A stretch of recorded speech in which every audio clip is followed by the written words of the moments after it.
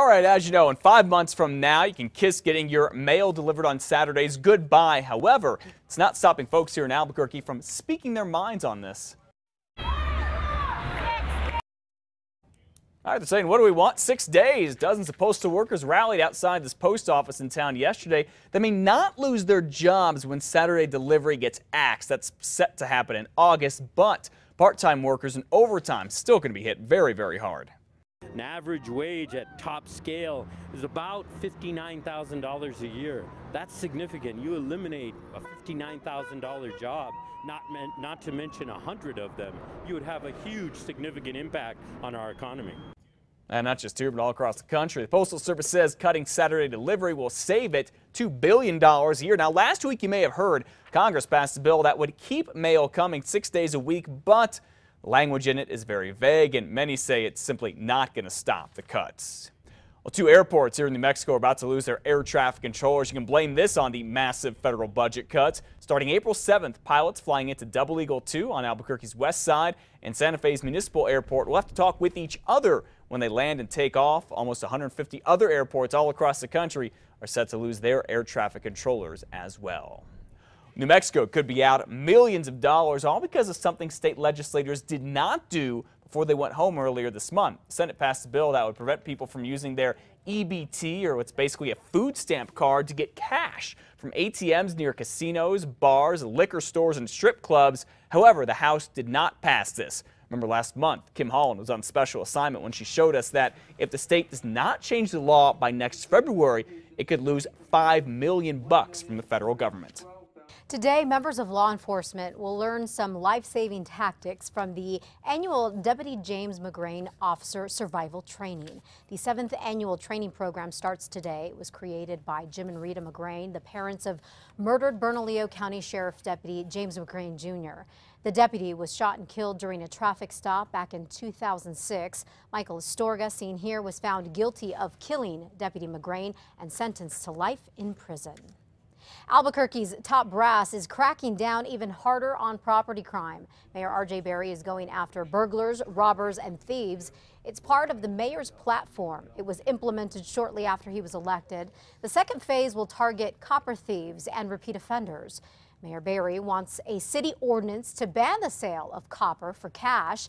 APD will also highlight a repeat offender every day and tweet stolen car information during the morning rush hour. The second phase should take effect in about a few weeks. An attempted break-in leads to a huge bust for Roosevelt County Sheriff deputies. Authorities arrested 60-year-old Robert Wiltz and 25-year-old Javier Ornelas. Investigators say the loot that they found was found in a semi that was connected to at least 20 burglaries. They say they found things like deer heads, gaming supplies, and electronics all packed up. They even found, they say, stolen paintings believed to be worth $1,000. They've stolen clothes, they've stolen guns, microwaves, living room furniture, antiques, family heirlooms, coins, just pretty much anything and everything that wasn't nailed down they would take. Now deputies have the big job of finding the owners of all the stolen property. They say victims can come forward and go to the Roosevelt Sheriff's Office to ID their stuff. It has happened again. The woman who used to be a veterinarian and lost her license for having too many animals could now be in even more trouble. As early as today, Rio Rancho police could tell us exactly what they found inside Deborah Clopton's foreclosed home this weekend. Neighbors tell us that when workers went there to rekey the house, they were disgusted by what they found inside. They said that there were 5 cats that were in here, one that was almost dead, and they wanted to get the cats out today so that way they could lock up and change the locks on the house. So sad. Neighbors say the house reeked from the outside and they could hear cats crawling around on the inside. They also say an animal control worker brought out a cat that was dead. It looks like Roswell could have a puppy problem, and it's affecting shelters as far away as Albuquerque. 46 dogs and puppies from Roswell showed up in shelters in Duke City just last week, and these aren't any old mutts. They're purebreds and expensive hybrids such as the Labradoodles, and that means that it's not just a case of dogs not getting spayed or neutered, most likely. It's hard to say certain if that's where these puppies are coming from now, but based on the puppies that are coming in, we definitely think that could be a source that they're coming from. Roswell's leaders are set to talk about the puppy problem next week and might make new rules saying people would have to get a permit every time their dog has puppies. Authorities in Santa Fe say a mother was recruiting her own son and his friend in a crime spree. Deputies say 41-year-old Renee Martinez ran a burglary ring using her son, 16-year-old Miguel, and his friend, 18-year-old Jonathan Alaya.